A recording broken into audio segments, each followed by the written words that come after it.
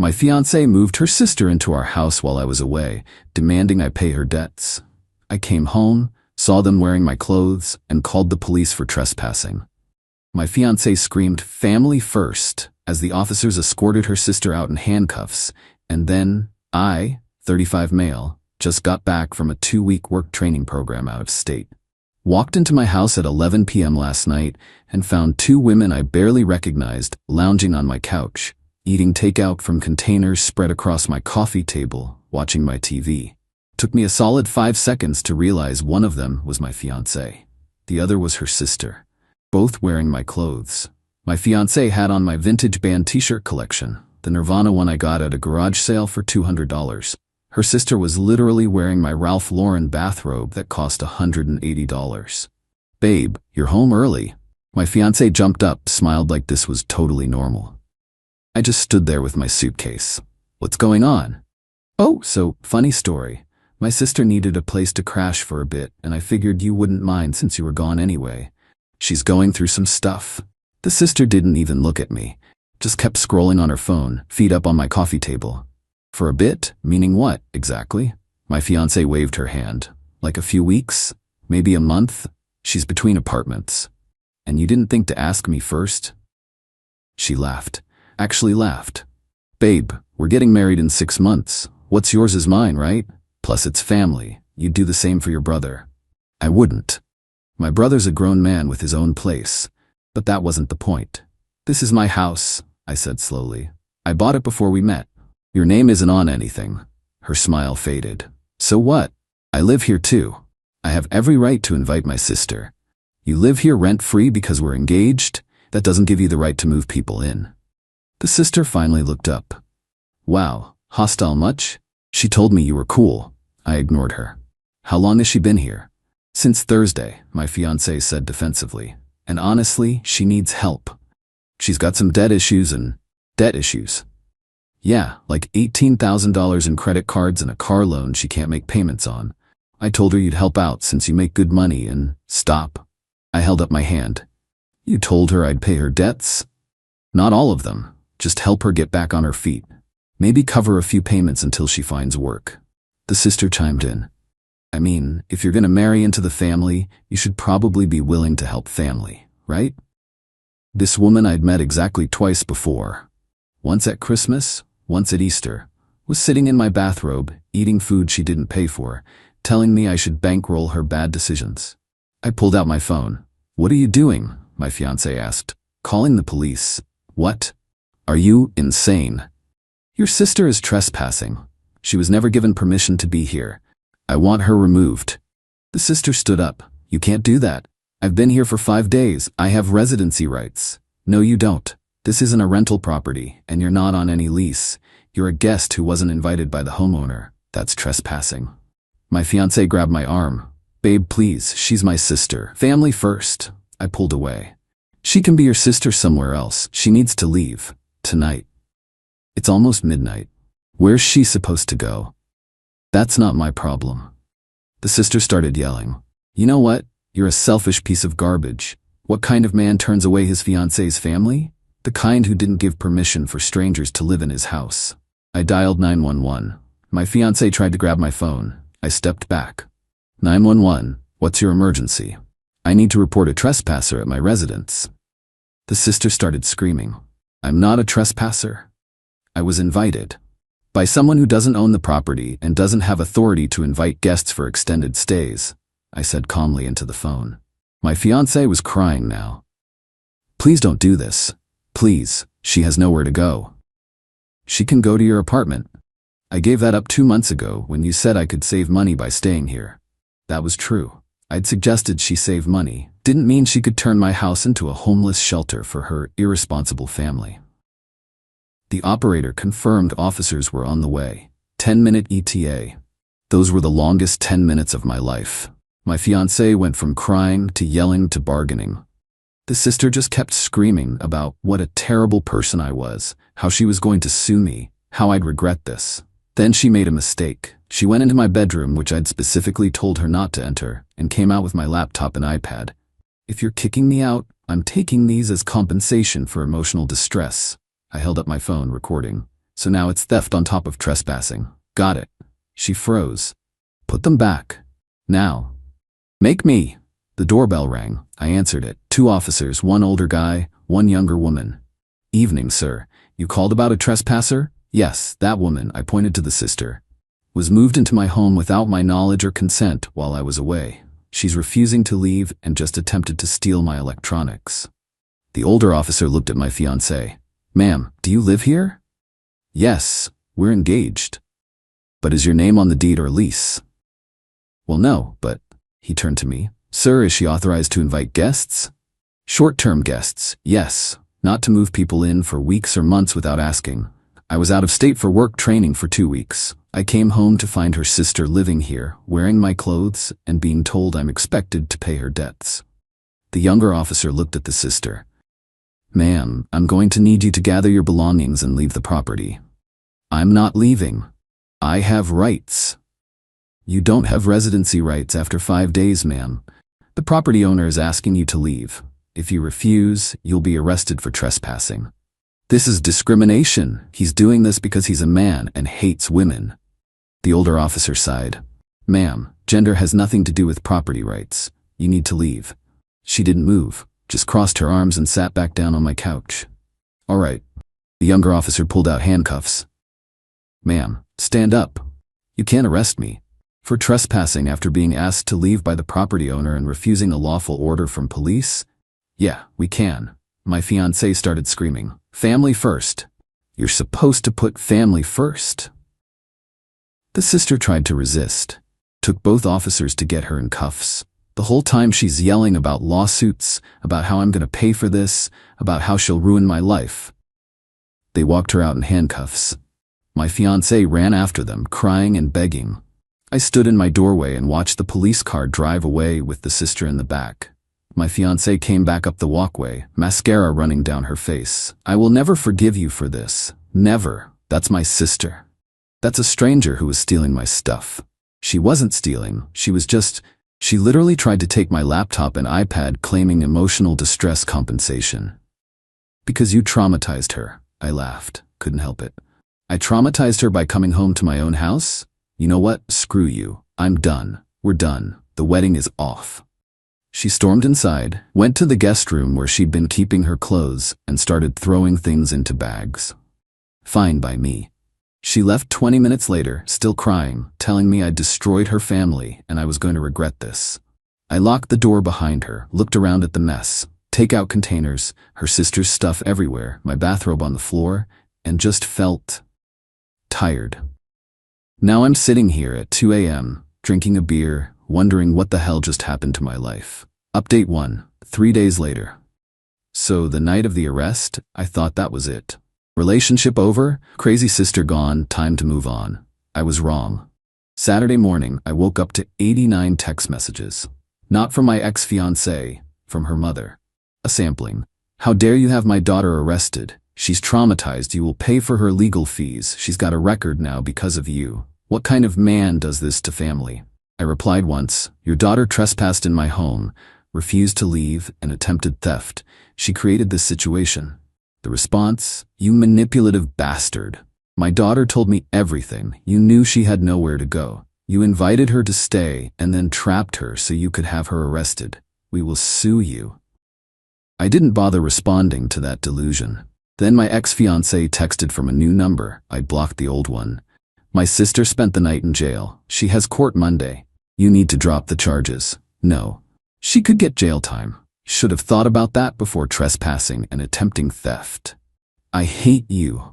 Everyone's gonna know what kind of person you are. Sure enough, Sunday afternoon, my phone started blowing up. Apparently, my ex posted a massive rant on social media about how I illegally evicted her sister, destroyed their family, and abused my power as a man to oppress women. The post was getting shared like crazy. People I barely knew were commenting, calling me disgusting, a monster, asking how I could do this to my fiancé's family. I didn't engage, but my best friend did. He posted the video I took of the sister trying to steal my laptop and iPad, along with screenshots of the texts where my ex told me I was expected to pay her sister's $18,000 in debts. The narrative shifted real quick after that. Half the comments changed to wait, she moved her sister in without asking? And he was supposed to pay someone else's credit card debt? My ex deleted the post. Too late though, screenshots exist forever. Monday I got a call from a number I didn't recognize. Answered it. Hi, this is calling from the county courthouse. We have your ex-fiancée here, claiming you need to be present for her sister's hearing? I'm the complainant. Am I required to be there? No, sir, but she's insisting you need to drop the charges. The charges stand. Understood. Have a good day, sir. 10 minutes later, my ex called from yet another new number. Her bail is $500. You need to pay it. I hung up. She called back, and back and back. Finally texted, Fine, I paid it, but you owe me $500. Didn't respond.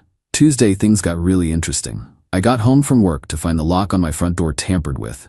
Scratches around the keyhole, like someone tried to pick it or force it. Checked my security camera footage. Thank God I installed those last year.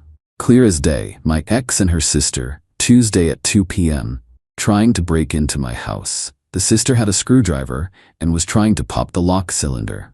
They gave up after 10 minutes when a neighbor came out and asked what they were doing. My ex said, I live here, I just lost my keys. The neighbor bought it and went back inside. I immediately sent the footage to the police and filed an additional report for attempted breaking and entering. Also changed the locks. Again. This time to a smart lock with a code only I know. Wednesday morning, I got an email from a lawyer. Not my ex's lawyer, her sister's lawyer. Threatening to sue me for wrongful arrest, defamation, intentional infliction of emotional distress, and violation of tenant rights. The demand? $25,000 in damages or they'd file suit. I forwarded it to my own lawyer. Yes, I lawyered up after the break-in attempt. He literally called me laughing. This is the most ridiculous demand letter I've seen all year. She has no case. 0. Don't respond. I'll handle it. He sent back a response that basically said, your client trespassed, refused lawful orders to leave, attempted theft, and subsequently attempted to break into the property. Any lawsuit will be countered with criminal charges for the break-in attempt. We have video evidence. Proceed at your own risk. Haven't heard back from that lawyer. But Wednesday night? Oh, Wednesday night. That's when the real crazy came out. I was watching TV around 9 p.m. when I heard scraping outside. Checked my phone. Someone was at my back fence. The camera showed the sister climbing over my 6-foot privacy fence, dropping into my backyard. Called 911 immediately. Stayed on the line. Watched on my phone as she tried the back door, locked, then started trying to jimmy the window, also locked. Officers arrived in 6 minutes. Found her still in my backyard, now trying to pry open the window with the same screwdriver from before. Second arrest. This time for criminal trespassing and attempted burglary. No bail this time. Judge called her a flight risk after seeing she'd already been arrested once and came back. My ex showed up at my door Thursday morning, absolutely losing it. They're keeping her. She's in jail. This is your fault. I spoke through the Ring doorbell. She tried to break into my house. Twice. That's her fault. She just wanted her stuff. What stuff? She was here 5 days. She didn't have time to accumulate stuff. Her phone charger, her makeup, things you refused to give back. I bagged everything she left and put it on the curb the next day. It's not my problem if she didn't pick it up. You're destroying our family. Your sister destroyed herself by breaking the law. Twice. She stood there crying for another 10 minutes before finally leaving. I'm changing my number this weekend. This is beyond exhausting. Update 2. 2 weeks later, buckle up because the entitlement reached nuclear levels and the consequences are finally catching up with them. After the second arrest, I thought maybe, just maybe, they'd back off. Wrong again. The ex-fiancée started a campaign. Not on social media this time. Learned her lesson there, but through mutual friends and acquaintances. She was telling everyone I'd stolen her sister's belongings, that I'd fabricated the trespassing to get revenge because she stood up to me, and that the whole thing was because I'm a controlling abuser who couldn't handle her having family around. Problem for her. Most of our mutual friends actually know me, and when they asked for my side, I showed them the videos. The one of the sister trying to steal my electronics. The one of them trying to break in the first time. The one of the sister climbing my fence the second time. Narrative. Destroyed. Lost maybe 2 friends who decided to stay neutral, which meant believing her. But, honestly, good riddance. Everyone else saw through it. But the ex wasn't done. She filed a police report claiming I was withholding her possessions. She listed expensive jewelry, a laptop, designer clothes, and $1,200 in cash she'd allegedly left at the house for safekeeping. The jewelry? Never existed. The laptop? Hers was a beat-up Dell she'd taken with her the night she left. The designer clothes? She'd never owned designer anything in the 3 years I knew her. The cash? Complete fiction. The cops came to investigate. I showed them the video of her leaving with her bags, invited them to search the entire house, and showed them my security footage from every angle showing she'd taken everything the night she left. Officer actually apologized for wasting my time. People file false reports when they're angry. This is clearly retaliatory. I asked if I could press charges for the false report. He said I could, but it probably wouldn't go anywhere unless I could prove financial damages. Fine. I documented it anyway, added it to the file my lawyer was building. Meanwhile, the sister made bail after 8 days. Someone, probably the mom, scraped together the $2,000. She immediately violated the no-contact order I'd gotten by showing up at my work. I work in IT consulting. She walked right into the lobby, demanded to see me, started screaming about how I'd ruined her life when security tried to remove her. My boss called me down to handle it. I walked into the lobby, saw her being held back by 2 security guards, and just shook my head. I have a no-contact order against you. You're violating it right now. I don't care. You put me in jail. I lost my job because of you. I have court and lawyer fees, and it's all your fault. My boss, to his credit, immediately called the police while I went back upstairs. 3rd arrest. Violation of protective order. That one stuck. She was held for 72 hours, then released with an ankle monitor and strict conditions. No contact, no coming within 500 feet of my home or workplace, no online contact. You'd think that would be the end. But the mom decided to escalate. She hired a lawyer. A real one this time, not whatever bargain bin attorney the sister had found. This guy sent a formal demand letter claiming that because my ex-fiancée had lived with me for over a year, she had established residency and I'd illegally evicted her. They wanted $15,000 for moving expenses, emotional distress, and loss of housing. My lawyer responded with facts. She'd never paid rent. Her name wasn't on any utility bills, the deed, or any rental agreement. She'd left voluntarily after the sister was arrested, and I had video of her packing her own bags and leaving of her own free will. The lawyer backed down immediately. Sent one more letter saying they'd pursue other avenues, but we both knew it was over. Then the sister's court date arrived. I had to testify. First time I'd seen both the ex and her sister since the fence climbing incident. The sister's public defender tried to argue she'd been invited by my fiancé and therefore had a reasonable expectation of being allowed in the home.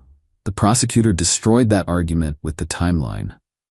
I was out of state, returned to find an unauthorized person in my home, asked her to leave, she refused, and attempted theft. Then they played the video of her trying to break in the second time. Judge was not impressed. Found her guilty of criminal trespassing, first incident, attempted burglary, second incident, and violation of protective order, the work incident. Sentencing, 90 days in county jail, suspended to 30 days served plus 60 days probation, won $1,500 in fines, and mandatory restitution for my security system upgrade, $800, and the locksmith fees, $350. She started crying. The mom started yelling at the judge about how this was excessive and cruel. The judge threatened her with contempt, and she shut up. Outside the courtroom, my ex tried to approach me.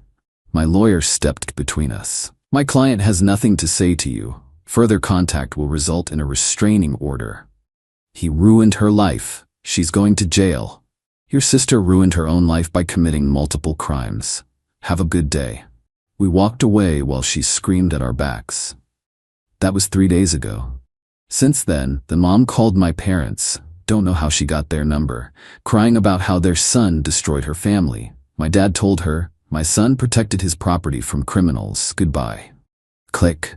The ex tried to get her friends to brigade my social media. I'd already locked everything down and blocked anyone associated with her. The sister started her 30-day sentence yesterday. I got a notification from the court that she'd tried to appeal, and it was denied. And the absolute kicker? I found out through a former mutual friend that the $18,000 in credit card debt the sister had? Actually closer to $35,000.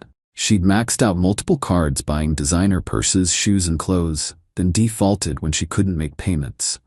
The debt collectors had been after her for months. That's why she needed a place to hide. Not between apartments, hiding from debt collectors. My ex had known this. Had known she was bringing someone with serious financial and legal problems into my home, and expected me to just deal with it. Pay for it even. The audacity still blows my mind. Final update, 6 weeks later. It's been 6 weeks since I came home to find my house invaded, and I figured I owed you all a final wrap-up since so many people have been following this mess. The sister finished her 30-day sentence last week. Got out and immediately moved 3 states away to live with some cousin. Good riddance. The protective order is still in effect for another 11 months, so legally she can't contact me anyway. She still owes me a $150 in restitution, court ordered. Haven't seen a penny. My lawyer says I can pursue wage garnishment, but honestly, I just want to be done with this family. I'll wait to see if she pays voluntarily, and if not, whatever. The peace of mind is worth more than the money. The ex-fiancée tried a few more times to contact me through increasingly desperate channels. Had her cousin call me asking if we could talk like adults. Had a former coworker approach me at a coffee shop asking if I'd consider forgiveness. My answer was the same every time. No. She wanted family first? She got it. She's got her sister and her mom. They can all be entitled together, somewhere far away from me. Last I heard through the grapevine, she moved back in with her mother. The mom's apparently not thrilled about having 2 adult daughters living with her rent-free, but that's her problem now. The ex lost her job, different story. Attendance issues apparently, not related to this drama, and without income, she's stuck there. I'd feel bad, except she literally tried to steal from me and let her criminal sister invade my home, so, yeah, no sympathy here. As for me, I'm doing better than expected. First couple weeks were rough, lots of anger, frustration, that feeling of, how did I not see this coming? But therapy's helped. So has the gym, so has spending time with actual friends who don't think I'm a monster for enforcing boundaries in my own home. I've been on a few dates, nothing serious yet, but it's nice to remember that not everyone's a walking red flag factory. My date last week literally said, "Wait, she moved her sister in without asking? While you were out of town?" That's insane. It was refreshing to have a normal reaction validated. Sold my old couch. Couldn't look at it without remembering the sister sprawled on it in my bathrobe, and got a new one. Feels good. Redecorated the guest room too. It's an office now. No more random people sleeping in there. The house feels like mine again. Took a while, but the invasion vibe is finally gone. Biggest lesson learned, trust your gut. I had doubts about my ex before this. Little things, how she talked about money, how she handled conflict, how she'd bend the truth to make herself look better in stories. I ignored them because I loved her, because we'd been together 3 years, because I thought marriage would somehow fix the issues. It wouldn't have. This whole situation just accelerated what was inevitable. If she could justify moving her sister in without asking, justify expecting me to pay someone else's debts, justify trying to break into my house after we broke up, what else would she have justified during a marriage? Dodged a massive bullet. Yeah, it cost me some lawyer fees, some peace of mind, and a few months of stress. But it saved me from a lifetime of being financially and emotionally drained by someone who fundamentally didn't respect me or my boundaries. The sister's now dealing with her debt collectors in another state, racking up a criminal record, and learning that actions have consequences. The ex is unemployed, living with her mom, and probably still telling everyone I'm the villain. And the mom's stuck with both of them. Meanwhile, I'm here in my house, my name on the deed, my rules, my peace. New couch, new office, new boundaries. They thought family first meant I should sacrifice my home, my money, and my sanity for people who didn't respect me. I showed them that family first doesn't mean enabling criminals and freeloaders. Some of you asked if I regret calling the cops that first night. Hell no. That decision protected me from months or years of them slowly taking over my life, my home, my finances. The sister would have temporarily stayed for months. The debt would have somehow become my problem. The ex would have found more family emergencies that required my wallet. I cut that off immediately, and every crazy thing they did afterward just proved I made the right call. To anyone in a similar situation, your home is your sanctuary. Your boundaries matter. Don't let anyone, family, fiancé, whoever, make you feel guilty for protecting what's yours. If someone truly cared about you, they wouldn't ambush you with unauthorized house guests and debt obligations. Thanks for following along with this nightmare. Time to close this chapter and actually enjoy my life.